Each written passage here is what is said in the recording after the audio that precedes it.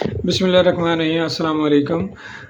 یہ بات درست ہے کہ جب پاکستان بنانے کے لیے کوششیں کی گئی تھی تو اس کا مطلب یہی تھا کہ مسلمان جو ہیں وہ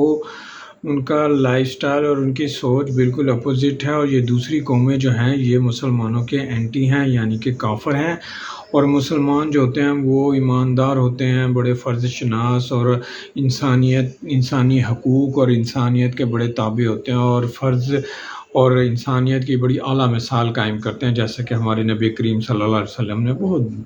اعلیٰ سے اعلیٰ مثالیں قائم کی قانون بنانے کی، انسانیت کی، معاشرتی مسائل کے اوپر جتنا اچھے طریقے سے انسان کی رہنمائی کی۔ اور اللہ تعالیٰ کا قرآن شریف بھی جو ہے انسان کی فلاح کے لیے اتارا گیا، اور انسان کی زندگی کے معاملات کو آسان کرنے اور اس کی رہنمائی کے لیے اس کے اندر جو ہے وہ تمام مواد موجود ہے۔ اور اللہ کے پیغمبر بھی بار بار آ کے یہی بات بتاتے رہے، اور جب پاکستان بنایا گیا تو اس کا مقصد بھی یہی تھا کہ یہاں مسلمان پرسکون اور باعزت زندگی گزارے، اور ان کو پوری اپرچونٹی ملے کہ وہ محنت کر کے ایمانداری اور اخلاقیات اور دیگر جو رسم و رواج ہیں اس کے مطابق زندگی گزارے۔ لیکن افسوس کی بات ہے کہ جب سے پاکستان بنا ہے، پاکستان میں نہ تو اسلام کہیں نظر آیا ہے، نہ قانون کہیں نظر آیا ہے، نہ اخلاقیات نظر آئی ہے۔ دیکھا جائے تو کرپشن کا دور ہمیشہ سے جو ہے پاکستان میں پاور اٹین کرتا رہا ہے، اور کبھی پٹرول مافیا، کبھی چینی مافیا، کبھی گولڈ مافیا، کبھی ڈالر مافیا، کبھی سیاستدان، کبھی اسٹیبلشمنٹ اور کبھی دوسرے اعلیٰ افسران پاکستان میں اپنا طلع آزمائی کرتے رہے ہیں، اور پاکستان کو اس مقام پہ پہنچا دیا ہے کہ اسلامی ملک جہاں پہ یہ تمام چیزیں کرپشن، بد اخلاقی، بے ایمانی، میرٹ کے خلاف بات کرنا، میرٹ کے خلاف کام کرنا اور دیگر تو معاشرتی مسائل ہیں، ان کے اندر جو ہماری رہنمائی ہے اس کو اگنور کر کے دھونس، بے ایمانی اور سفارش، نیپوٹزم، جعلسازی، ملاوٹ کی تمام جو پریکٹس تھی وہ پاکستان میں جاری ہے، اور مختلف حکومتیں آتی رہی ہیں، آئین بھی بنا، ماشاء اللہ بھی لگے۔ لیکن افسوس کی اور تکلیف دہ بات یہی ہے کہ کبھی بھی ان تمام چیزوں کو نہ تو ختم کیا گیا ہے، عارضی طور پہ ختم کی جاتی ہیں، اور اس کے بعد پھر یہ دوبارہ پوری زور و شور کے ساتھ دوبارہ کام پکڑ لیتی ہیں۔ جیسے ضیاء الحق کا مارشل لا تھا تو اس میں تمام چیزوں کو پر قانون سازی کی گئی اور بڑی سزائیں دی گئیں اور پکڑ دھکڑ کی گئی، اس کے بعد دوبارہ کام شروع ہوا اور پھر وہی کرپشن شروع ہو گئی، اور تمام سیاستدان آئے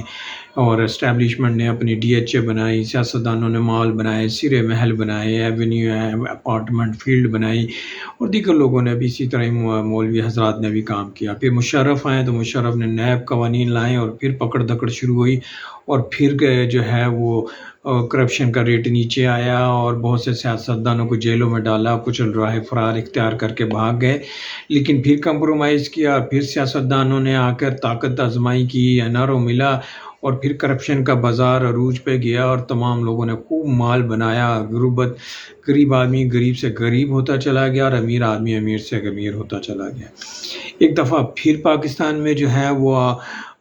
پاکستان کے اسٹیبلشمنٹ نے پھر کرپشن کے خلاف آواز اٹھائی ہے، جو کہ بڑی خوش آئندہ ہے، ڈالر کے مافیا کے خلاف آواز اٹھائی ہے، بجلی چوروں کے خلاف آواز اٹھائی ہے، اب سونے کے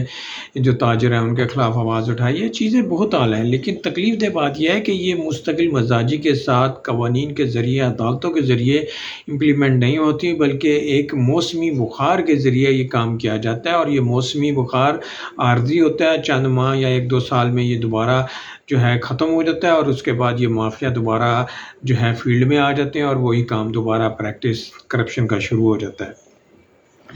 اب ڈالر مافیا کے خلاف کارروائی کی گئی ہے تو ڈالر کسی حد تک، کافی حد تک نیچے آیا ہے، اگر یہ سلسلہ جاری رکھا جائے تو ڈالر بہت نیچے آ جائے گا۔ اسی طرح دیگر جو پیٹرولیم کی پرائسز ہیں اور مارکیٹ میں اشیاء خوردنی اور بیسک یوٹیلیٹی ہیں، ان کی پرائس نیچے آ سکتی ہیں، بشرطیہ ان کو آئرن ہینڈ کے ساتھ ہینڈل کیا جائے اور ان کو پکڑا جائے اور جیلوں میں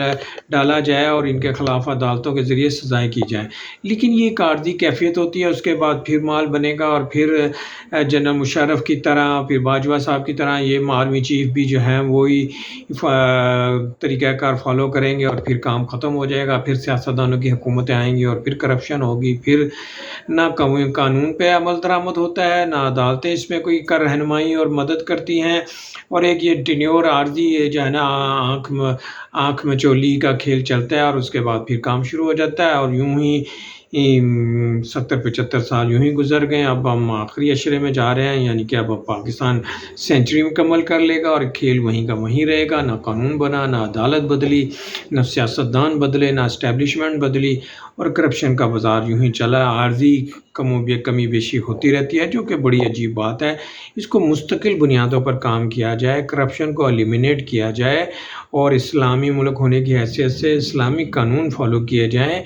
عدالتوں میں فوری انصاف کی فراہمی ہو اور تمام سلسلے جلد سے جلد مکمل کیا جائیں، اور جو کرپٹ ہے ان کے لیے ہمیشہ کے لیے ان کے راستے بند کیے. یہ کیا ہے کہ ایک دفعہ ان کو ڈسکوالیفائی کیا جاتا ہے اور پھر دوبارہ ان کے راستے کھول دیے جاتے ہیں، ان کو NRO دے دیا جاتا ہے، وہ پھر دوبارہ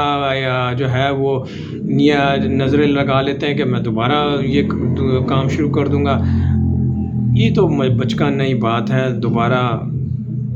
دوبارہ وہی پریکٹس شروع ہو جاتی ہے، پھر وہی کام شروع ہو جاتا ہے. کرپشن ختم نہیں ہونی، انسانیت کی خدمت نہیں ہونی ہے. اللہ اور اللہ کے بتائے ہوئے، اللہ اور اللہ کے رسول کے بتائے ہوئے راستوں کو فالو نہیں کیا جانا ہے، آئین کی سپرمیسی قائم نہیں کرنی، عدالتوں کا انصاف فراہم کرنا، جلدی انصاف دینا، یہ تو بات ایک خواب ہی ہیں اور لگتا ہے خواب ہی رہیں گے. اللہ تعالیٰ پاکستان کے عوام کی اور پاکستان کی مدد فرمائے.